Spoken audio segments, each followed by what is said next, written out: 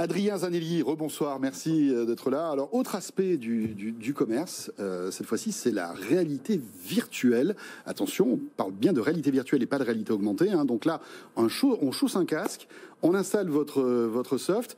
Et racontez-nous, alors qu'est-ce que vous faites? Tout à fait, on crée des expériences immersives. Alors un casque si on en a un, mais ça peut être aussi via un PC ou une tablette ou un mobile. Et donc on va créer ces expériences immersives qui vont permettre à une marque de pouvoir projeter du contenu, contenu photo, contenu vidéo. Et donc, et on a aussi un rapport à l'humain, c'est-à-dire qu'on a la possibilité, en tout cas on a conçu nos showrooms de cette manière-là, de pouvoir systématiquement appeler quelqu'un en aide.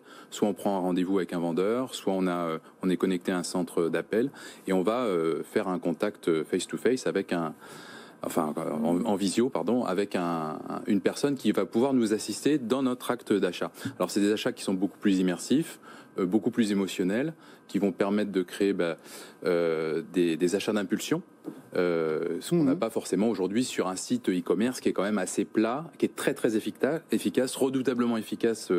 On parlait d'Amazon tout à l'heure, mais il manque cette dimension image de marque, cette dimension ludique affect, aussi, ludique, aussi. tout à fait, qu'on ne retrouve pas sur des sites que je qualifie de plats. Voilà, mais est-ce qu'on peut imaginer que demain, on puisse faire ses courses en chaussant son casque? Alors, je ne sais pas si ça va plaire à Catherine, ça, attention. Hein.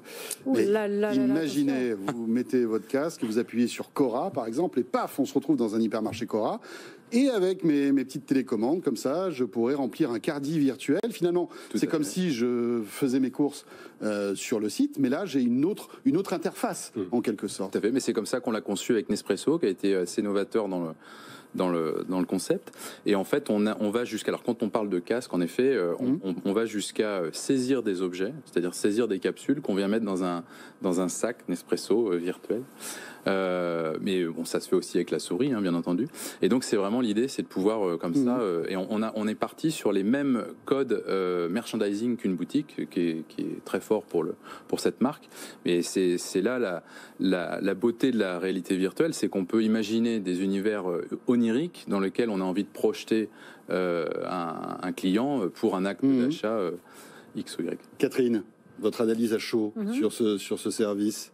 Et après, on demandera à Jonathan. Je pense qu'il faut regarder les résultats qui seront la meilleure sanction finalement. Quel impact ça a sur l'attachement à la marque, sur le repeat business, sur le panier moyen. Et ça, vous le saurez bientôt. Tout à fait. Jonathan, pour vous, c'est farfelu, c'est de la science-fiction? C'est pas. À vrai dire, je trouve que la réalité virtuelle se cherche un petit peu. Ça fait des années qu'on en parle et on n'a pas encore trouvé de modèle qui s'applique parfaitement au retail. Pour l'instant, on regarde, mais on n'a pas de sujet très concret sur ce sujet. Alors, sur des applications très retail, justement, ça nous permet aussi de recréer des parcours clients. Les marques comme Nestlé, Lactalis et autres vont simuler des parcours clients pour ensuite les présenter justement aux enseignes de manière à optimiser.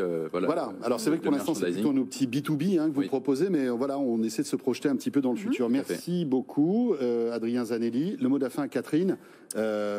Encore une fois, soyons responsables dans nos choix de consommation.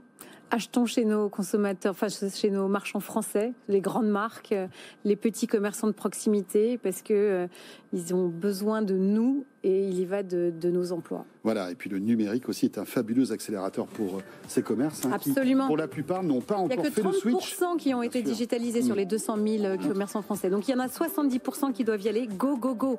Catherine, merci beaucoup. Merci à nos invités, Adrien Zanelli, Jonathan Guillot de chez Cora et Benjamin Talon qui est avec nous de Twins Wheel. Merci. Vous restez avec nous. Merci beaucoup, messieurs et dames.